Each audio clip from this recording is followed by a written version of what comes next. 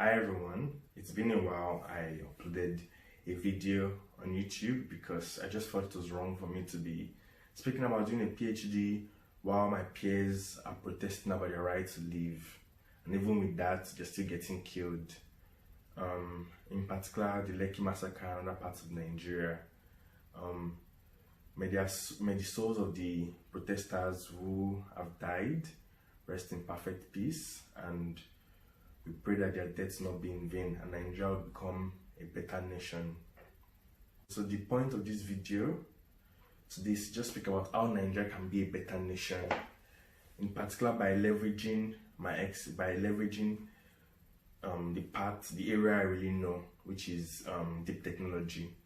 So deep technology is a category of engineering that deals with solving like really complex problems. We're talking of robotics, we're talking of artificial intelligence, we're talking of healthcare, we're talking of even material science and parts of renewable energy.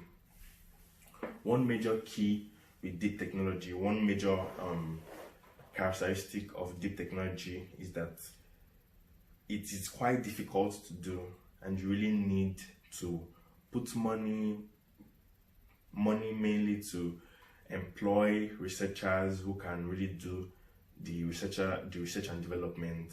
It's not like just building an app, which building an app is it's quite difficult. But if it's not building an app, anybody can build. Any programmer now can build an app. There are even algorithms that even build apps for you now. But I mean like deep technology in terms of things that are very difficult to do, and you really need to do lots of research, put lots of time into it. And the reason why I believe countries like Nigeria can really forge forward into it is because it's quite nascent, in the sense that there are not enough firms doing it right now. So a serious country can use the opportunity to grow and actually rise up using this expertise. So how can a nation like Nigeria do this? First of all, you need to invest a lot in your education.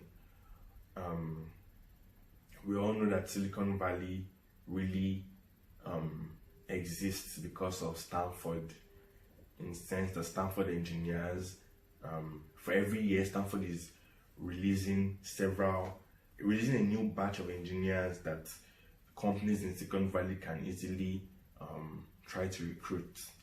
So first of all, for Nigeria to do this, we really need to invest in our education system. I'm talking about really changing the curriculum and making it more practical based, and even for parts that we all say that, oh, the Nigerian education system is all about cramming, it's all about this, it's all about that. But the fact is, even with the theories that we claim to do more than practical, we don't actually utilize this theoretical knowledge.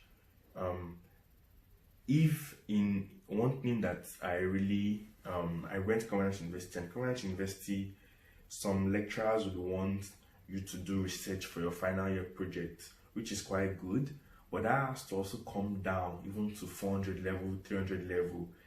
The projects that people should do, some people should be able to do research projects too, and that way it allows the school to, of course, produce more research, but it also allows the students themselves become better researchers, and then that flows into the economy. So let me draw a process flow for how it's going to work. If the educational system of Nigeria is good, you're going to develop key technology, you're going to develop good researchers. Some of these good researchers would go into the industry, some will stay in academia, but some of their work would get commercialized by those in the industry. So first of all, you already have this network of future lecturers in academia and future researchers in the industry. And those, because for example, if a particular set is releasing, let's say 1,000 students, and let's say 10 remain to be researchers, try to do their master's, try to do their PhD in the school, and with the aim of becoming a lecturer. And another 10 say, okay, we want to go into the industry, and then let's say industry to just work as engineers, but then let's say another out of the 10 that wanted to stay to do their master's and PhD and wanted to stay for academia, 5 of them finished their PhDs and decided that they want to go into the industry because better money, better prospects in terms of rising up the career ladder, etc. The people in academia and the people who have gone into the industry would have networked and built a bond. And then what happens next is that the people in the industry would want to, especially if they're in deep tech, would want to produce, let's say, a technology to drive cars, maybe hydrogen cells, for example, not electric and not fuel, but hydrogen cells. They would need to collaborate with people in academia. So the collaboration would lead to the industry, to the company actually leveraging on academia and building a key product that would, of course, generate lots of money. We all know how much the market cap of Tesla is now. Tesla is, the stock price of Tesla has been rising for the last 1 year.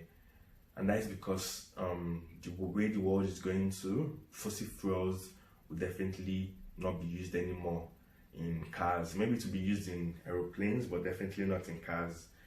Other alternatives like hydrogen cells and electric vehicles will totally replace the typical petrol or gasoline cars. Another way the economy can also benefit from deep tech in academia is that some research in academia can also be commercialized directly into a company. So a couple of lecturers and a couple of lecturers or researchers can just decide this project we're working on is really going to make a big difference in the world, and we would like to grow this into a company directly instead of like giving it to another company to leverage on it.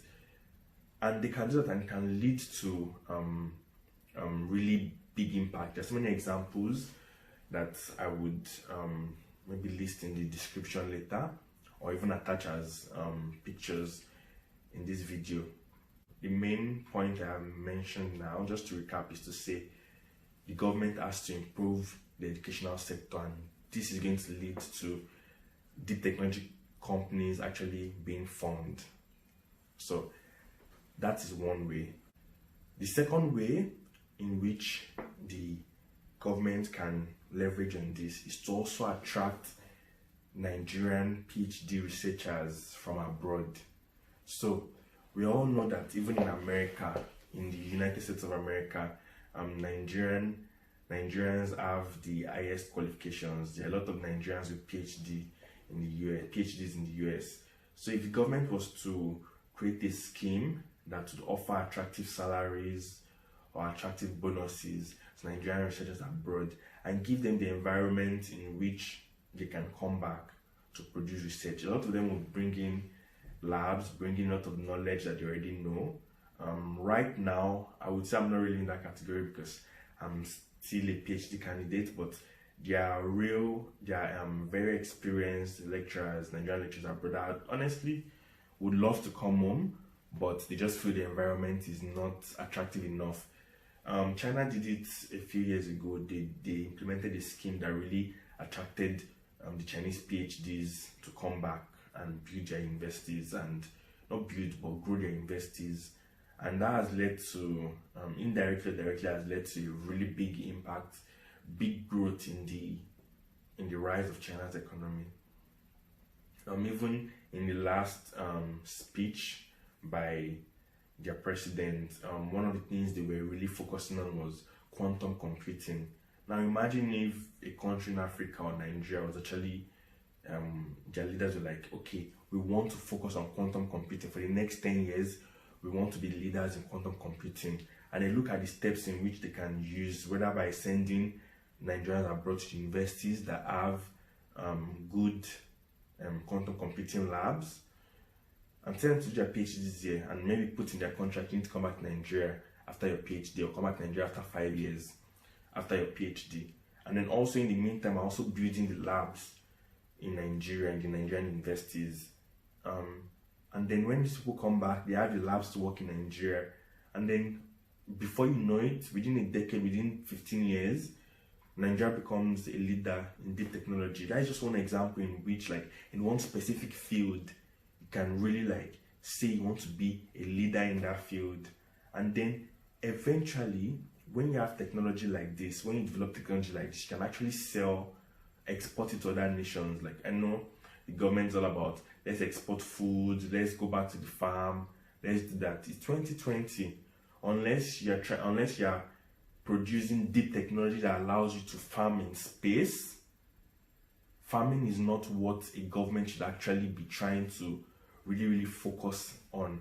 But we actually find, if the Nigerian government says, okay, let's actually do research on how to actually farm in space, how to grow crops on Mars or on the moon, that is deep technology. That is solving a very serious challenge. And honestly, if any company in Nigeria, whether with collaboration with the government or with, like, of course, with academia, but if they're able to build something like that, it's going to bring a lot of money to the Nigerian economy, directly to the economy of Nigeria, and also to the government via tax, because the company is going to be profitable.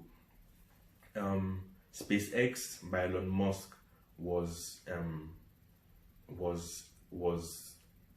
startup, or a deep tech startup, but now the contracts they get from NASA are in billions, and they're even, like, launching satellites for a lot of other countries too, which gives money back to the US in terms of tax, and in terms of even employing, whether direct tax, company tax, or even income tax, to the number of the employees who are working in the company.